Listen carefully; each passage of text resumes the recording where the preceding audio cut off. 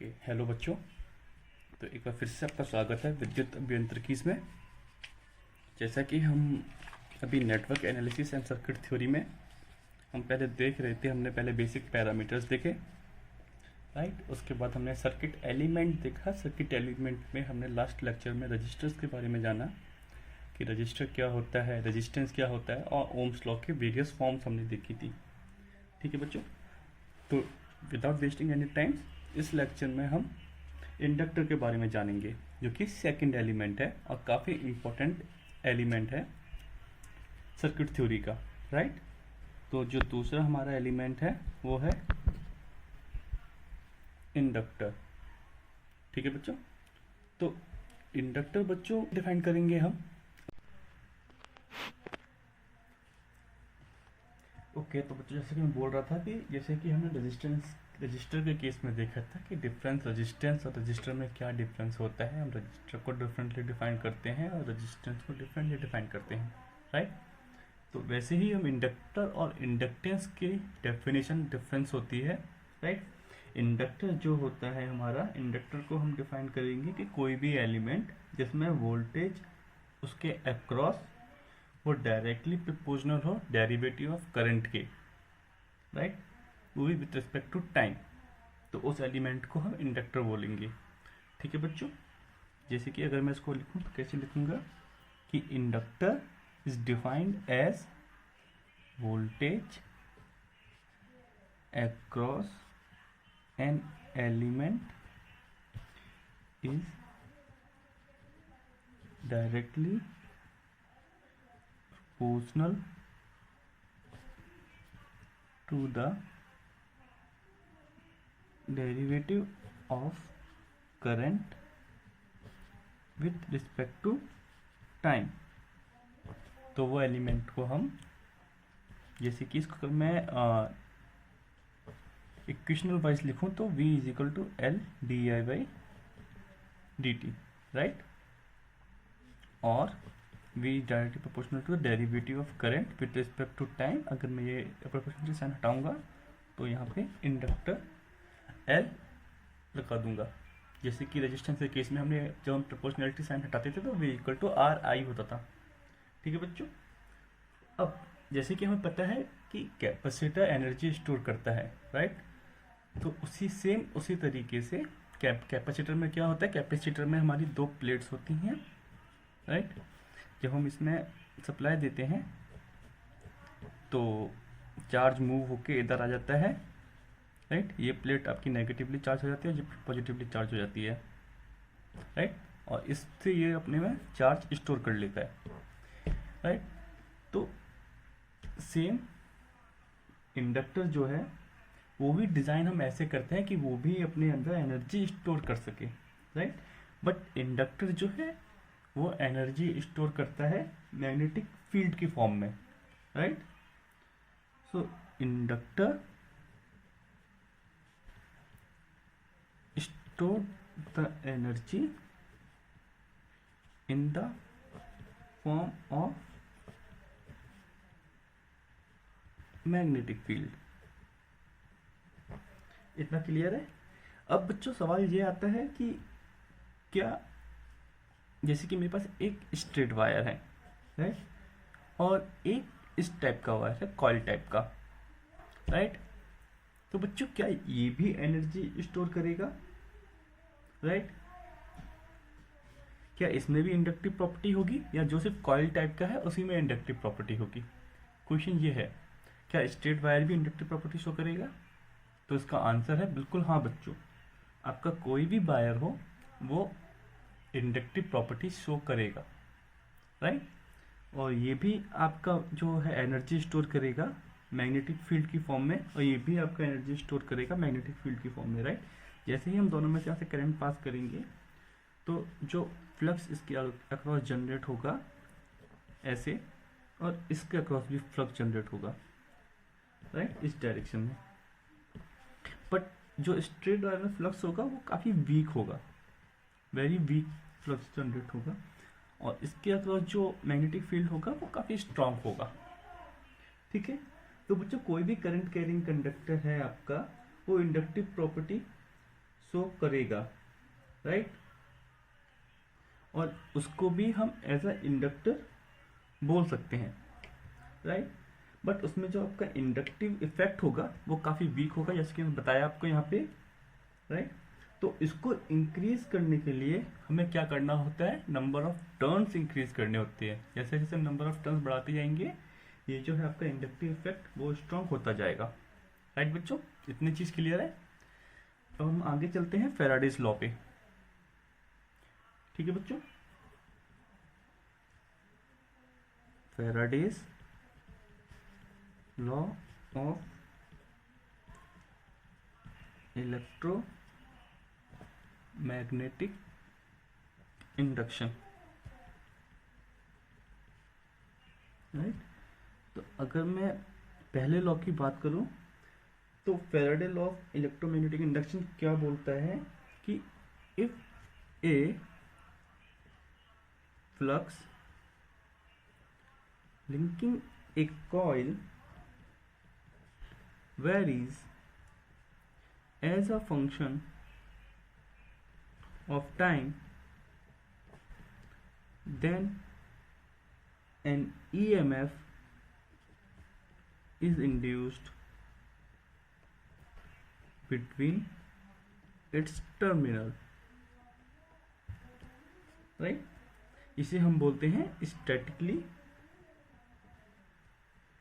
induced EMF, right बच्चों।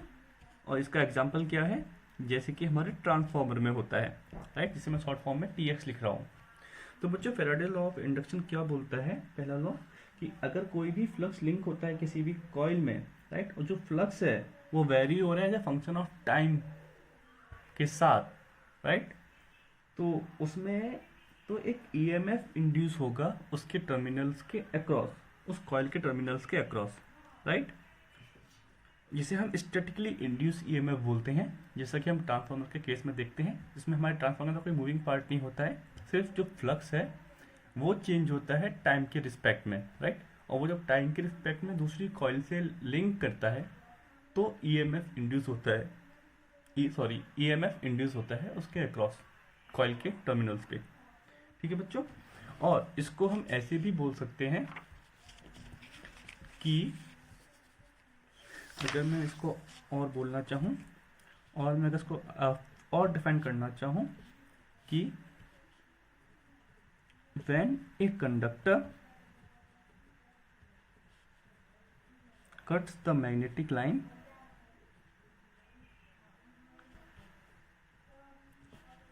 of force, then an EMF induced in the conductor, जिसे हम dynamically induced EMF बोलते हैं। और इसका एग्जांपल है जैसे कि आपने जनरेटर में देखा होगा, ठीक है बच्चों। मतलब जब भी हम एक करंट कैरिंग, जब भी हमारा conductor magnetic line of force को कट करता है तो उसमें एक EMF इंड्यूस होता है। और इसको हम ऐसे भी बोल सकते हैं कि जब भी हम एक करंट कैरिंग कॉइल को मैग्नेटिक फील्ड्स ऑफ लाइन में प्लेस करते हैं तो उसमें EMF इंड्यूस होता है, जो कि डायनामिकली होता है, क्योंकि हमारा जो रोटर है वो घूमता है और हमारी जो मैग्नेटिक फील्ड्स ऑफ लाइन होती हैं वो स्टैटिक होती हैं।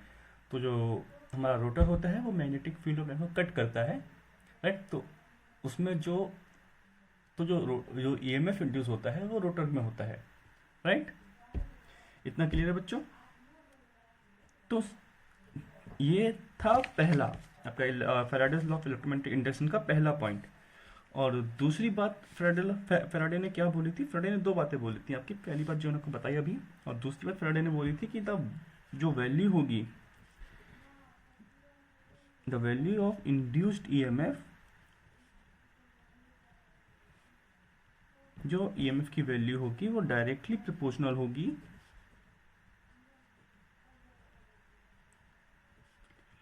To the time rate of change of flux, ठीक है बच्चों, इनको देखने को मिलता है। और दूसरी बात माइकल लाल फैराडे ने ये बोली थी कि जो वैल्यू है इंड्यूस ईएमएफ की वो डायरेक्टली प्रोपोर्शनल होगी जिस रेट से आपका फ्लक्स चेंज हो रहा है। ठीक, तो अब इसको आगे देखते हैं हम।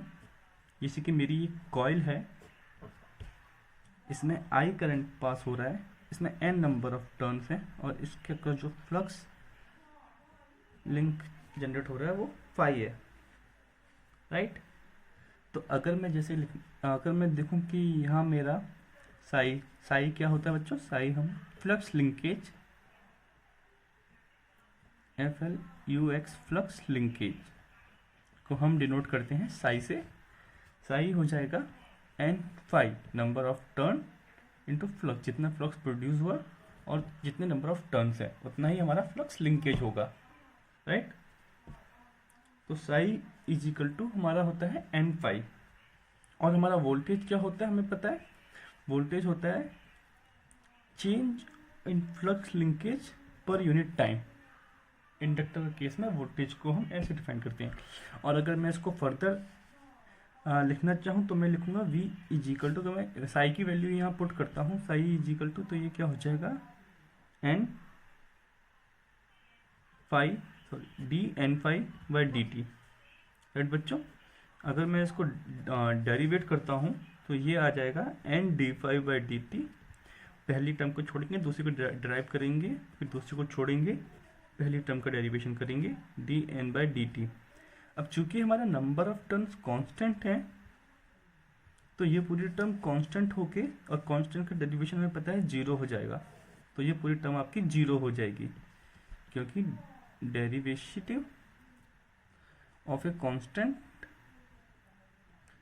Is 0, right. तो इसके बाद जब हम आगे देखेंगे तो V इज इक्वल टू हमारा N D phi by D T आ गया। ये फॉर्मूला आप सबने पढ़ा होगा। अब जैसा कि बच्चों हमें पता है साई फ्लक्स हमारा डायरेक्टली प्रोपोर्शनल होता है करंट से, और फ्लक्स लिंकेज हमारा डायरेक्टली प्रोपोर्शनल होता है फ्लक्स से, राइट। जब करंट होगा उसी हिसाब से हमारा फ्लक्स होगा, और जिस हिसाब से हमारा फ्लक्स होगा उसी हिसाब से हमारा फ्लक्स लिंकेज होगा किसी भी कॉइल में या किसी भी कंडक्टर में। तो अगर मैं तो इस रिलेशनशिप से हमारा साई डायरेक्टली प्रोपोर्शनल हो गया करंट से, राइट। और तो हम psi is equal to L I लिख सकते हैं, जहाँ पे एल हमारा इंडक्टेंस है जिसकी यूनिट हेनरी है, एच। तो बच्चों समझिए आप। और इंडक्टर जैसे कि हमने देखा पहले, हमने उसको डिफाइन किया था, राइट। तो इसके बाद इसी डिस्टेंस में आगे बढ़ते हैं तो हमारा V is equal to D by D T L I हो जाएगा। अगर मैं साई की वैल्यू यहाँ इस इक्वेशन में पुट करूँ, मैं इसे इक्वेशन 2 दे देता हूँ, इसे इक्वेशन 3 बोल देता हूँ। तो फ्रॉम 3 इन 2, 3 को मैं 2 में पुट करता हूँ तो V is equal to D by D T L I हो जाएगा, और V is equal to L D I by D T हो जाएगा plus I D L by D T हो जाएगा, राइट। अब चूंकि बच्चों इंडक्टेंस जो होता है आपका वो किसी भी चीज़ में कांस्टेंट होता है, एक बार मटेरियल बन गया तो उसका इंडक्टेंस चेंज नहीं कर सकते हम लोग, राइट। तो इस बेसिस पे तो ये टर्म हमारी 0 हो जाएगी इसका डेरिवेटिव, तो V is equal to L D I by D T हो गया, राइट। अब अगर मैं फ्रॉम इक्वेशन देखूं फर्स्ट और थर्ड से, राइट बच्चों, अगर मैं देखता हूं कि from equation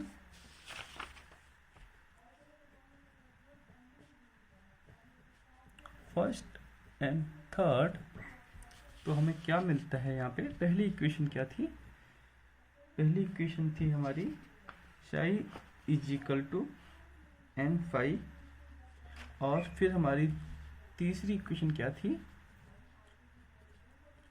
Sai is equal to L I. अगर मैं इन दोनों को इक्वेट करता हूँ साई की दोनों वैल्यूज़ को, तो ये हो जाएगा।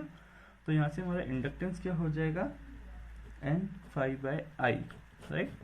तो ये रिलेशन आपको याद रखना है, ये काफ़ी इम्पोर्टेंट रिलेशन है इंडक्टेंस निकालने के लिए किसी भी कॉइल में और कंडक्टर में, राइट बच्चों, इतना क्लियर है। अब इसके बाद बच्चों हम देखेंगे कि लीनियर इंडक्टर क्या होता है और नॉन लीनियर इंडक्टर क्या होता है,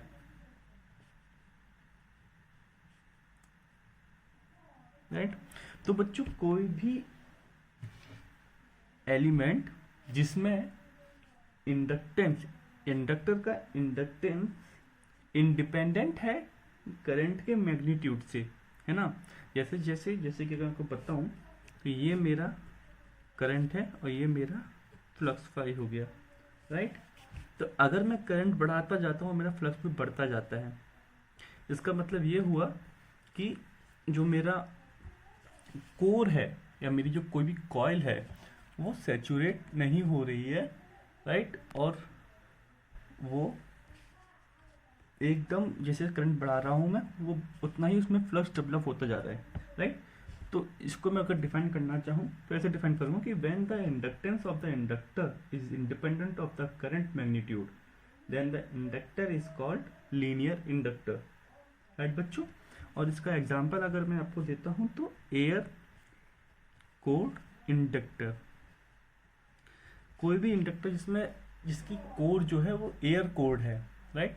अगर बीच में एयर का गैप है, जैसे कि फॉर एग्जांपल मेरी कोई एक कोर है ये, राइट, और ये जो है इसमें ये एयर है बीच में, तो इसका जो इंडक्टर होगा ये लीनियर इंडक्टर होगा। वहीं अगर मैं नॉन लीनियर इंडक्टर की बात करूं तो when the inductance of the inductor depend upon the current magnitude then the inductor is called non-linear inductor, right। अगर मैं इसकी बात करूं तो जैसे कि फ्लक्स है, ये मेरा करंट है, जैसे जैसे मैं करंट बढ़ा रहा हूँ एक पॉइंट पे जाके मेरी कोर सैचुरेट हो जाएगी और मेरा फ्लक्स बढ़ना बंद हो जाएगा या मैं कितना भी करंट बढ़ा लूँ, राइट बच्चों। तो इसको हम बोलते हैं नॉन लीनियर इंडक्टर और इसका एग्जाम्पल है आयरन कोर। क्योंकि आपने कई बार ट्रांसफार्मर में देखा होगा आपका ट्रांसफार्मर सैचुरेट हो जाता है, राइट, उसके बाद उसमें फ्लक्स बढ़ना बंद हो जाता है, राइट। तो उसको हम बोलते हैं नॉन लीनियर इंडक्टर। इतना क्लियर है बच्चों, ओके। तो बच्चों अब हम जैसे आगे देखेंगे, अब हम एक चीज़ देखते हैं कि analogy between electric and magnetic circuit, कि इलेक्ट्रिक और मैग्नेटिक सर्किट में क्या एनालॉजी होती है ना।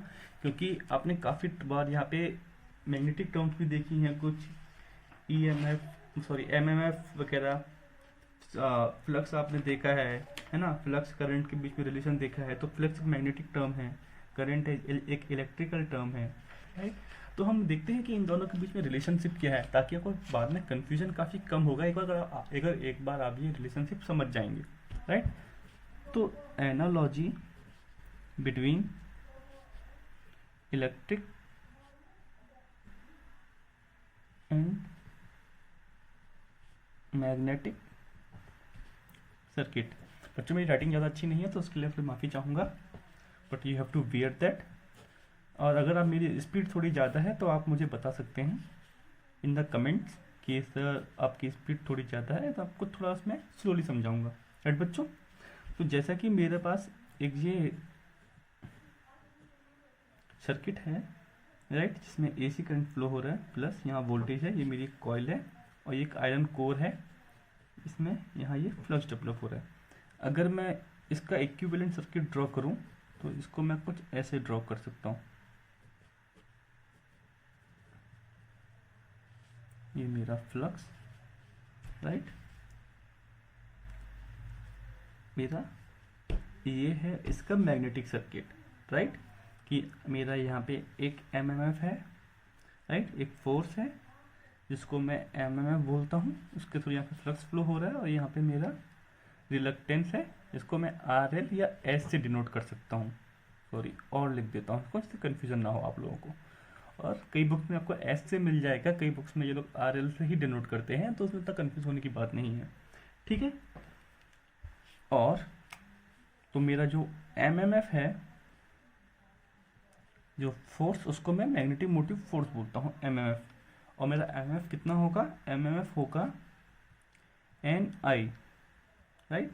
इसकी यूनिट होगी एम्पियर टर्न। यहाँ पे मेरा नंबर ऑफ टर्न्स है और आई मेरा करंट है। ठीक है बच्चों, तो ये हो गया। अगर मैं इसके बाद अगर मैं यहाँ पे सेम एक इलेक्ट्रिक सर्किट ड्रॉ करता हूँ, तो यहाँ पे एक मैग्नेटिक सर्किट ड्रॉ करता हूँ, जिससे कि मैंने अभी आपको ऊपर समझाया। इसको एस और आर एल कुछ भी बोल सकते हैं। तो आप समझ गए होंगे कि कौन सी टर्म किससे रिलेट कर रही है। यहाँ मेरा वोल्टेज है, यहाँ मेरा फोर्स है, यहाँ मेरा जो फ्लो हो रहा है वो करंट है, यहाँ जो फ्लो हो रहा है वो मेरा फ्लक्स है, यहाँ जो रेजिस्टेंस प्रोवाइड कर रहा है वो रेजिस्टेंस है, यहाँ जो रेजिस्टेंस प्रोवाइड करता है उसको हम रिलेक्टेंस बोलते हैं मैग्नेटिक सर्किट में। इतना चीज़ क्लियर है। तो बच्चों यहाँ में कि मेरा आई वी इजिकल टू मैं यहाँ पे ई एम एफ बोलता हूँ और यहाँ पे फोर्स को मैं एम एम एफ बोलता हूँ। यहाँ पे इलेक्ट्रोमोटिव फोर्स है या मैग्नेटिक मोटिव फोर्स है, दोनों चीज़ बच्चों सेम है। ठीक है सॉरी। और जैसे यहाँ पे I is equal to V Y R है, और यहाँ flux is equal to F Y R L है, राइट। तो यहाँ पे मेरा रेजिस्टेंस क्या हो जाएगा, रो एल बाई ए, और मेरा रिलेक्टेंस क्या हो जाएगा, एस और आर एल।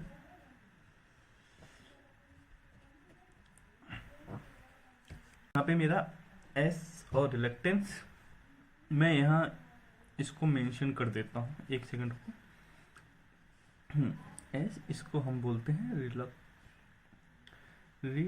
Reluctance, right. इसको हम ऐसे डिनोट करते हैं। तो रिलक्टेंस जो है मेरा वो हो जाएगा लेंथ अपॉन म्यू ए। जैसे यहाँ पे आपको रो को रजिस्टिविटी बोलते हैं, यहाँ हम म्यू को परमेबिलिटी से डिनोट करते हैं, right. Permeability of space, permeability of air, दोनों डिफरेंट होती हैं। ये आपने मैग्नेटिक फील्ड में पढ़ा होगा, राइट।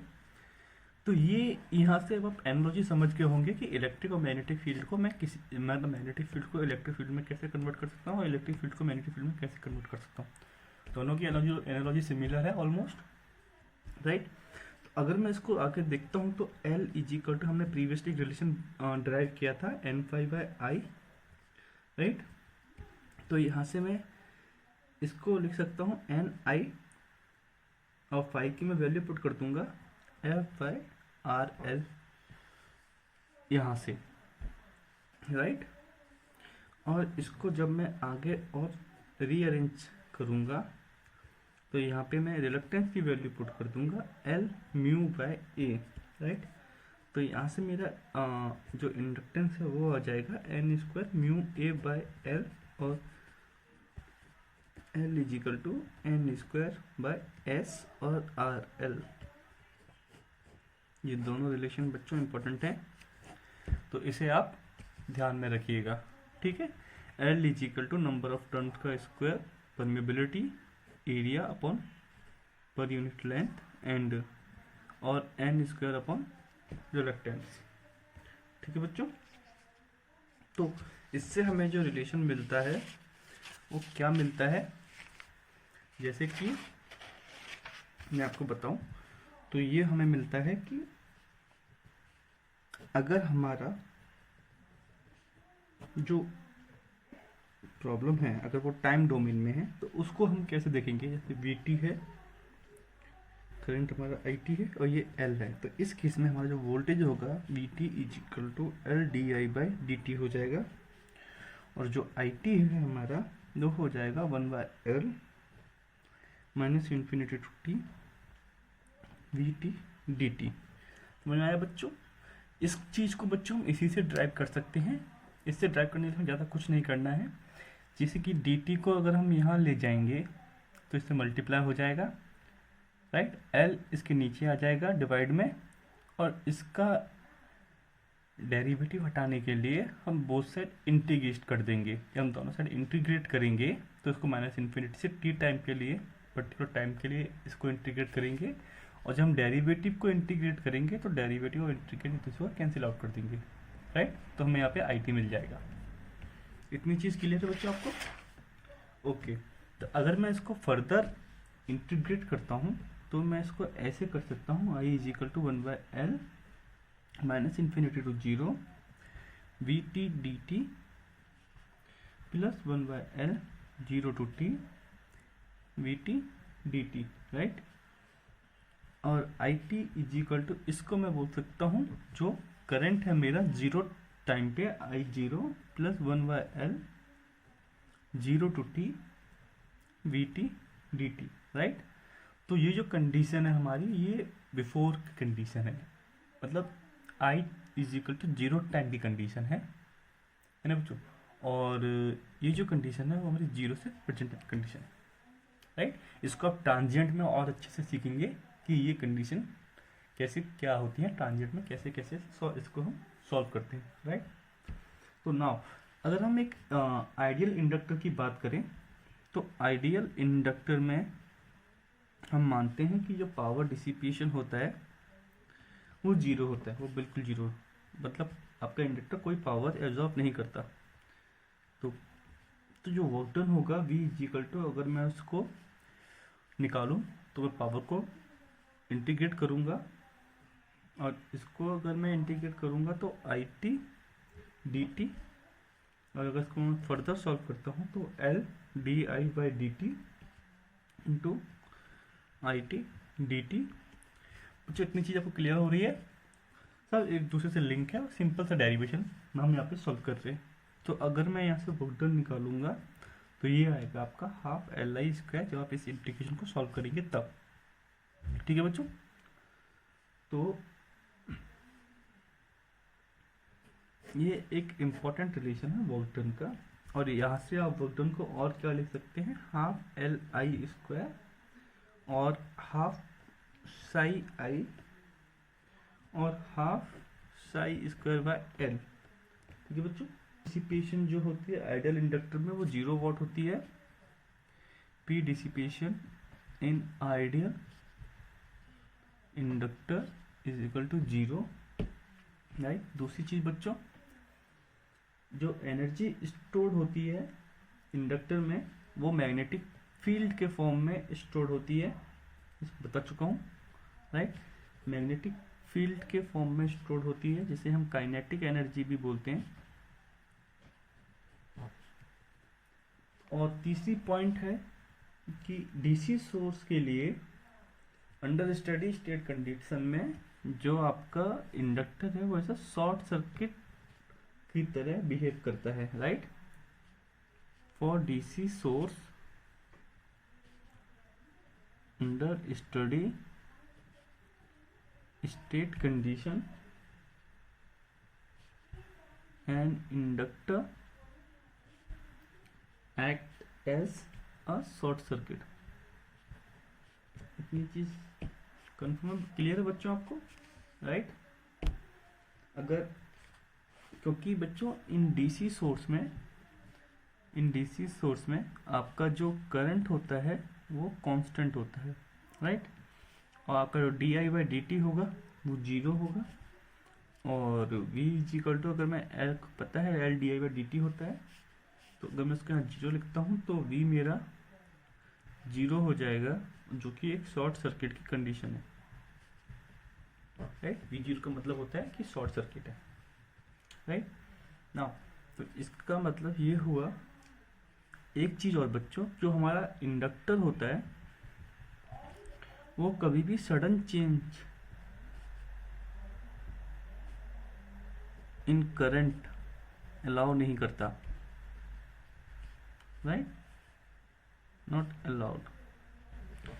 तो inductor does not allow the sudden change in current, कभी भी नहीं करता है, राइट। क्योंकि बच्चों इसके लिए को प्रूफ, इसको भी हम प्रूफ करके दिखा देते हैं आपके लिए। तो जैसे कि हमें पता है डी आई हमारा फाइनाइट होना चाहिए सडन चेंज के लिए, और डी टी हमारा 0 होना चाहिए। क्योंकि बच्चों सडन चेंज मतलब एट अ गिवन टाइम, मतलब fraction of in the particular present time. Sudden मतलब जस्ट अभी, एकदम से, तो उसमें जो टाइम ड्यूरेशन होता है वो बिल्कुल 0 होता है, बिल्कुल ना के बराबर होता है, राइट। तो यहाँ पे हम चेंज इन टाइम को 0 हमने मान लिया है, ठीक है। तो अगर मैं यहाँ पे वोल्टेज निकालूं तो voltage is equal to D I by D T, right. और L इंटू फाइनाइट, क्योंकि हमारा डी आई फाइनाइट है और डी टी हमारा जीरो है। तो जब भी हम किसी फाइनाइट टर्म को जीरो से डिनोट करेंगे तो हमारा जो रिजल्ट आएगा वो इन्फाइनाइट आएगा। तो कोई भी सडन चेंज करने के लिए इंडक्टर में हमें जो वोल्टेज की रिक्वायरमेंट होगी वो इन्फाइनाइट होगी। और इन्फाइनाइट वोल्टेज बच्चों पॉसिबल तो है नहीं, वो तो सिर्फ भगवान ही कर सकते हैं, राइट। अब हम बच्चों में जल्दी से दो चीज़ें देख लेते हैं। एक चीज़ कि आइडियल इंडक्टर कैसा होता है, राइट। आइडियल इंडक्टर बच्चों जैसे हमने बताया था, जनरली हम जो पढ़ते हैं वो हम आइडियल इंडक्टर पढ़ते हैं कि ये हमारा आइडियल इंडक्टर है। लेकिन अगर हम प्रैक्टिकल इंडक्टर की बात करें तो प्रैक्टिकल इंडक्टर हमारा थोड़ा डिफरेंस होता है।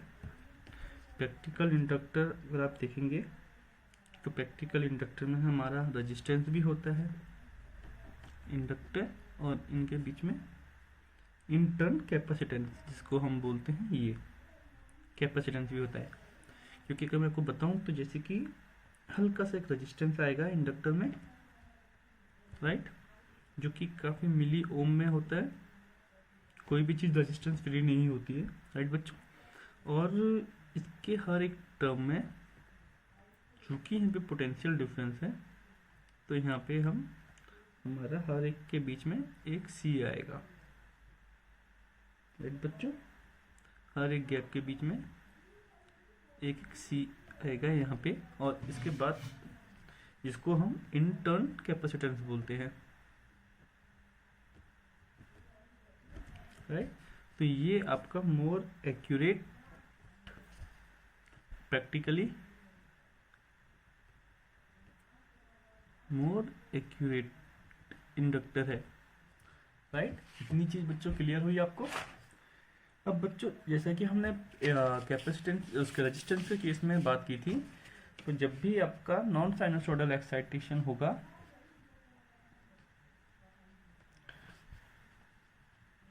तो उस केस में हम जो हमारा प्रॉब्लम है, नेटवर्क है, उसको हम एनालाइज करेंगे टाइम डोमेन में,